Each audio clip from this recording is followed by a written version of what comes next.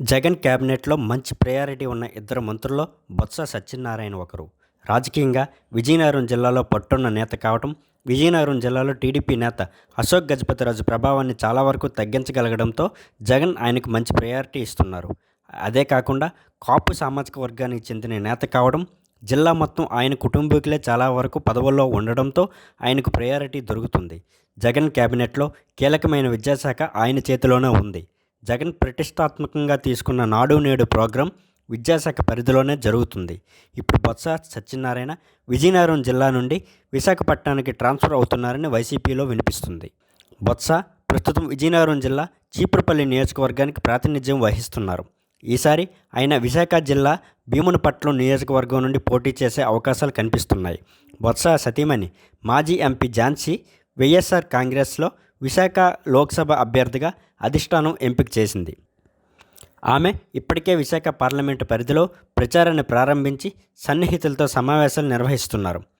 బొత్స ఝాన్సీ విశాఖ ఎంపీగా పోటీ చేస్తున్న సమయంలో భర్త బొత్స సత్యనారాయణ విశాఖకు 100 కిలోమీటర్ల దూరంలో ఉండే చీపురుపల్లి నుండి తిరిగి పోటీ చేయించడం సమంజసం కాదనే అభిప్రాయానికి పార్టీ అధిష్టానం వచ్చినట్లు తెలుస్తుంది.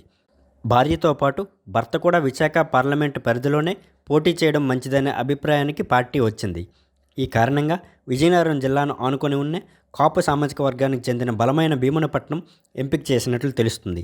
భీమిని నియోజకవర్గ పరిధి విశాఖ నగరం వరకు ఉంది. సిటీలో భాగమైన సాగర్ నగర్, మధురవాడ, సింహాచలం, భీమిలిలో ఉన్నాయి. కొద్ది సంవత్సరాలుగా బొత్స కుటుంబం కూడా విశాఖలోనే నివాసం ఉంటుంది. ఈ నేపథ్యంలో బొత్స సత్యనారాయణను భీమిలి నుండి బరిలో దించితే లోక్సభ అభ్యర్థి విజయావకాశాలు మరింతగా పెరుగుతాయని అధిష్టానం అంచనాకు వచ్చింది. రాజ్యసభ ఎన్నికల పోలింగ్ తర్వాత ఇందుకు సంబంధించిన ప్రకటన ఉంటుందని తెలిసింది. ప్రస్తుత భీమిలి శాసనసభ్యుడు మాజీ మంత్రి అవంతి శ్రీనివాసును ఆ పక్కనే ఉండే నెల్లిమర్లకు మార్చనున్నట్లు తెలిసింది. ప్రస్తుతం బొత్స మేనల్లుడు బడ్డుకొండ అప్పలనాయుడు ప్రాతినిధ్యం వహిస్తున్నారు. విపరీతమైన సెటిల్మెంట్లు, పర్సంటేజీలు, బలవంతపు వసూళ్ల కారణంగా నియోజకవర్గంలో బాగా చెడ్డ పేరు వచ్చినట్లు తెలుస్తుంది. సర్వేలలో కూడా ఆయనకు విజయం కష్టమని నివేదికలు వచ్చాయి.